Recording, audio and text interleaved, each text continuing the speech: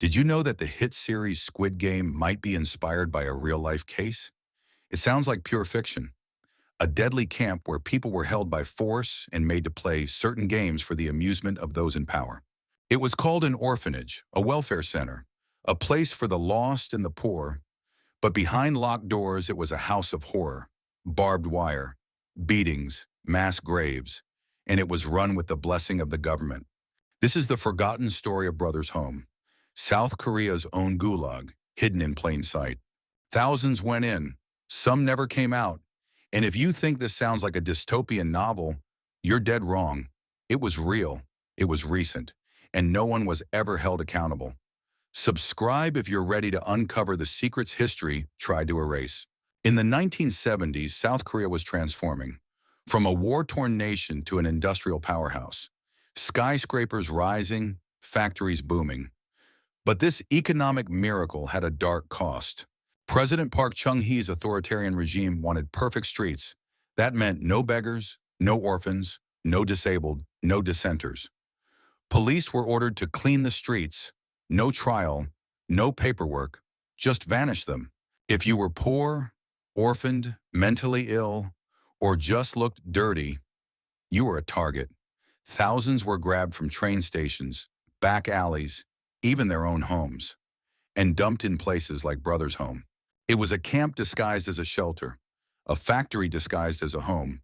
Located in Busan, Brothers Home could hold up to 20,000 people. On paper, a Christian-run welfare center. In reality, a brutal forced labor camp, operated by a former military officer with powerful political ties. Cramped cells, minimal food, violent guards. Children and adults forced to make textiles, wigs, and other export goods. Goods were sold to fund the facility.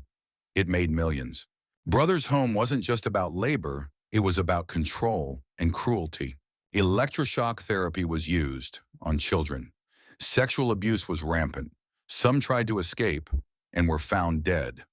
Reports suggest hundreds, maybe thousands died, buried in mass graves behind the facility. There was a hill where they took the bodies. At night we could hear shovels.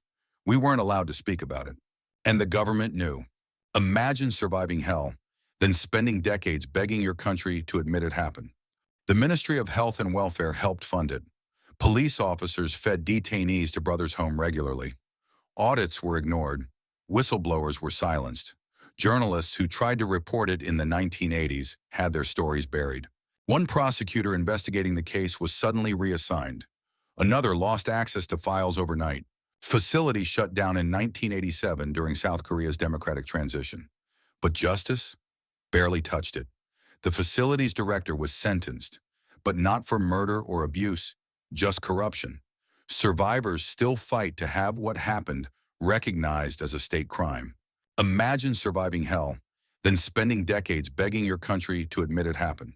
Mass graves remain unexhumed. Government still hasn't paid reparations. Many South Koreans have never heard of Brothers Home. Brothers Home wasn't an accident. It was policy, it was a system, and it was buried. Until now. How do you heal from trauma no one believes? How many more hidden places like this still exist in the world? And who benefits when history forgets? Had you ever heard of Brothers Home before this video? Should the South Korean government issue a public apology? Drop your thoughts in the comments, and remember, history only disappears if we let it. If you found this important, like, share, and subscribe. I've got more hidden histories coming soon. And they're just as shocking.